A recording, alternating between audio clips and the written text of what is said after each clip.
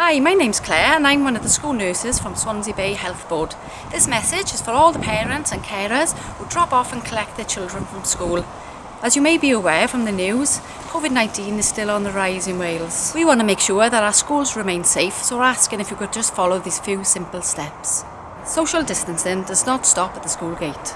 Keep a safe distance when dropping off and collecting your children.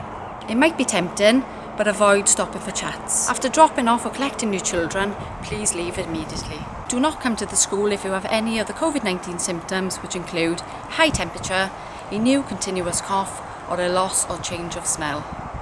If this does happen, please ask someone else to pick up your child, stay home, and arrange to get a test.